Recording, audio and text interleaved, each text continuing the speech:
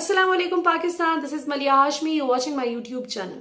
नाज़रीन, आज हम पाकिस्तान की सियासी और हुकूमती सतह पर होने वाली दो अहम डेवलपमेंट्स पर बात करेंगे। और जब हम सियासत की बात करते हैं, जब हम अवाम का अपने वोट की ताकत से अपने हुक्मरानों को, अपने रहनुमाओं को मुंतखब करने की बात करते हैं, तो फिर वहीं हमारे सियासी और मजहबी रहनुमाओं के कंधों पर भी बहुत भारी जिम्मेदारी आयद होती है कि वो अपने मुंह से निकलने वाले एक एक लफ्ज पर बहुत ज्यादा गौर ख्वाज करें, क्योंकि उनके एक एक लफ्ज का असर पाकिस्तानी अवाम के बच्चे बच्चे पर होता है। कल मैं सुन रही थी मुफ्ती मुनीबुर रहमान साहब, जो पाकिस्तान की रुयत हलाल कमेटी को हेड करते रहे कितने साल, और बचपन से हमने देखा कि शवाल का चांद निकलने की और रमजानुल मुबारक खत्म होने की जो खबर थी वो मुफ्ती साहब के मुंह से हम सुनते थे और बहुत खुशी भी होती थी। सो एक तरह से हमारी चाइल्डहुड मेमोरीज का हिस्सा है मुफ्ती मुनीबुर रहमान साहब, और हर घर में एक हाउस होल्ड नेम है मुफ्ती साहब, और बड़ी इज्जत उनकी हमेशा से की जाती रही और आज भी माशाल्लाह से उनकी बहुत इज्जत है।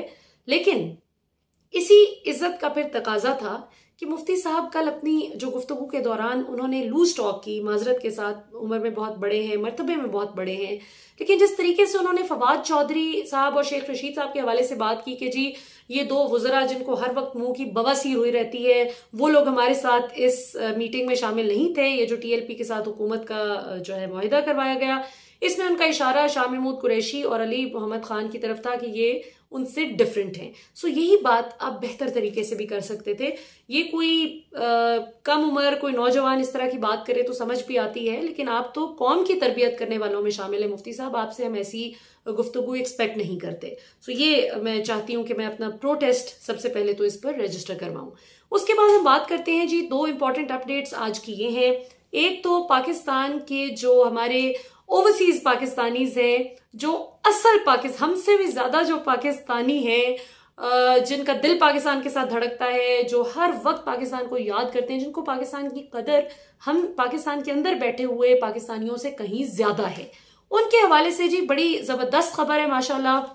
हम देखते हैं कि हम जर्नलिस्ट हों या पॉलिटिकल फिगर्स हों, हर तकरीबन इस तरह के अकाउंट के नीचे जो कमेंट्स में हमें कहीं ना कहीं जरूर ऐसे कमेंट्स देखने को मिलते हैं ओवरसीज पाकिस्तानीज की जानिब से कि जी मैं कतर में हूं और मुझे ये मसला है और एम्बेसी सुन नहीं रही मेरी बात, या फिर ये कि मैं ओमान में हूं, मैं सऊदिया में हूं, मैं चीन में हूं, मैं अमेरिका में हूं और पाकिस्तान के फॉरेन ऑफिस तक मैं ये पैगाम पहुंचाना चाहता हूं, मेरा मैसेज नहीं जा रहा।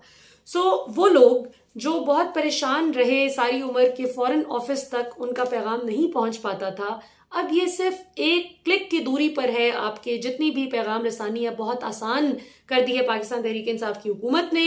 होगा क्या कि आप लोग अपने ऐप स्टोर पर जाएंगे, भले एंड्रॉयड यूज करते हैं आप या एप्पल यूज करते हैं, आपने अपने ऐप स्टोर पे जाना है, जो आपका एप्लीकेशन का स्टोर होता है, प्ले स्टोर भी कई फोन्स में है, कई जगह ऐप स्टोर के नाम से वो आपको नजर आएगा। उसमें जाकर आपने फॉरेन मिनिस्टर्स पोर्टल लिखना है। मैं स्पेल कर देती हूं ताकि आपके लिए आसान हो जाए। FOREIGN, foreign ministers apostrophe S के साथ, MINISTER apostrophe S portal PORTAL, foreign ministers portal. इस नाम से आपको एक ऐप मिलेगी।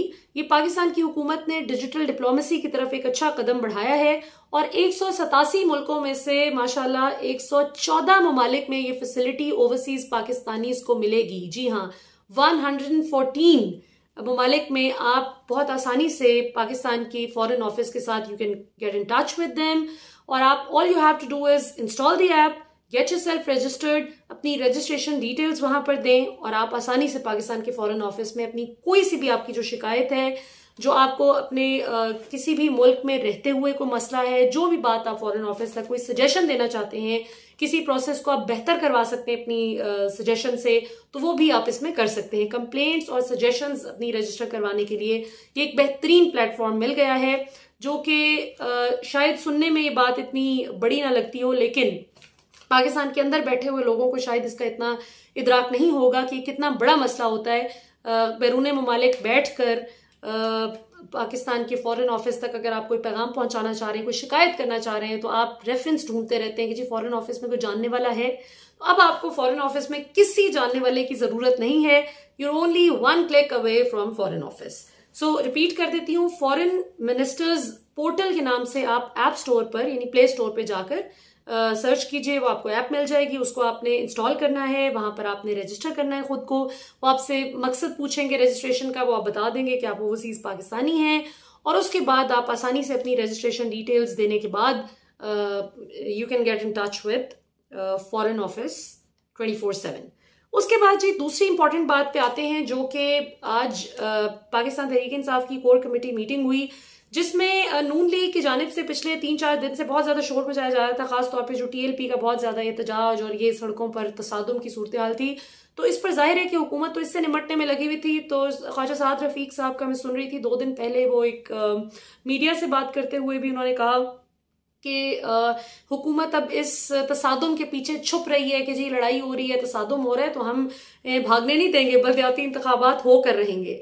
सो आज इमरान खान साहब ने अपनी जो PTI की कोर कमेटी मीटिंग में 2-3 चीजें डिस्कस हुई, जो डिटेल में डिस्कस हुई। एक तो ये आने वाले जो अपकमिंग हमारे बलदियाती इंतखाबात हैं पाकिस्तान में, उनके हवाले से बात की गई कि वो करवाए जाएं और वो डायरेक्ट इलेक्शन के जरिए करवाए जाए, यानी मेयर वगैरह का जो भी इलेक्शन होगा वो डायरेक्ट इलेक्शन से होगा।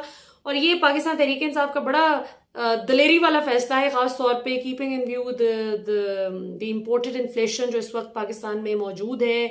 ज्यादातर जो चीजें यहाँ पेट्रोल समेत हम इंपोर्ट करते हैं, उन सब पे तो बेड़ा गर्क हो चुका है, कितनी कितनी कीमतों में इजाफा हो चुका है।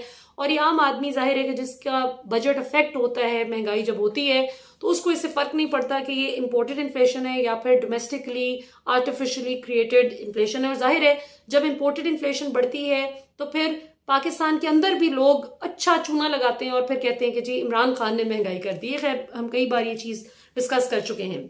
तो इसमें नून लीग के वो जो एप्रीहेंशंस थी, जो उनके खदशात थे कि जी शायद पाकिस्तान तहरीक इंसाफ की हुकूमत बलदियाती इंतखाबात को डिले करना चाह रही है, आज इमरान खान साहब ने कहा कि नहीं, ये बिल्कुल होने चाहिए और डायरेक्ट इलेक्शन के जरिए होने चाहिए।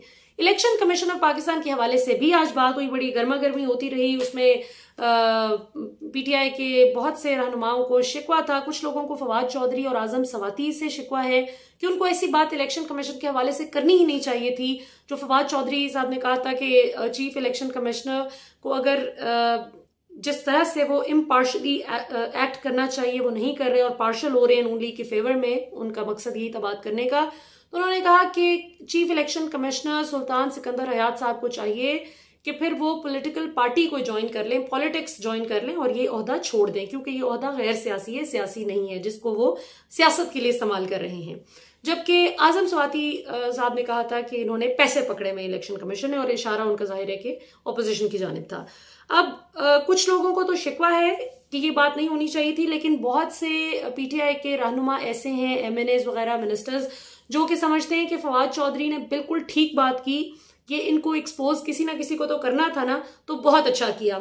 आजम सवाती पे अलबत्ता ज्यादातर लोगों को ये शिकवा है कि उनको ये बात नहीं करनी चाहिए थी कि पैसे पकड़े हुए, एक ऐसी चीज जो कि आप प्रूव नहीं कर सकते, या तो आपके पास कोई प्रूफ हो तो आप ये बात करें। फवाद चौधरी ने सिर्फ एक मशवरा दिया था और बड़ा जबरदस्त मशवरा दिया था, क्योंकि अभी तक जो इलेक्शन कमीशन का रोल भी हमें नजर आया है वो काफी टिल्ट उनका नून लीग की तरफ नजर आया है। और इसमें भी कोई शक नहीं कि सईद मेहदी जो कि नवाज शरीफ साहब के प्रिंसिपल सेक्रेटरी थे, और जिस तरह आरिफ हमीद भट्टी साहब कहा करते हैं, जो पाकिस्तान के नामवर सहाफी और तज्जिया निगार हैं, वो ये कहते होते हैं कि नवाज शरीफ अगर पाकिस्तान में टॉप कोई 3-4 लोगों पे सबसे ज्यादा एतमाद करते हैं तो उनके टॉप 3-4 मोस्ट ट्रस्टवर्दी लोगों में सईद मेहदी का नाम शामिल है।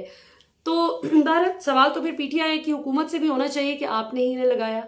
तो जब आप किसी को अपॉइंट करते हैं किसी ओहदे पर, तो आप थोड़ा सा उसके वेयर अबाउट्स, उसका थोड़ा सा जो बैकग्राउंड है वो किससे कनेक्टेड है, किसके रेफरेंस से आ रहा है, कौन है, उसके अगले पिछले कौन है, ये चीजें उनको थोड़ा सा इसकी तहकीक पहले कर लेनी चाहिए। बाद में अफसोस करने से क्या हासिल। जिस तरह नून लीग और पीपल्स पार्टी पछताती है कि हमने ये चेयरमैन नैब लगाया था। ये तो बहरहाल चीजें हैं, लेकिन PTI को बहुत सी चीजों पे होमवर्क करना चाहिए, समेत महंगाई पर कंट्रोल करने के। अदरवाइज बलदियाती इंतखाबात में मार पड़ने के चांसेस बहुत रोशन है।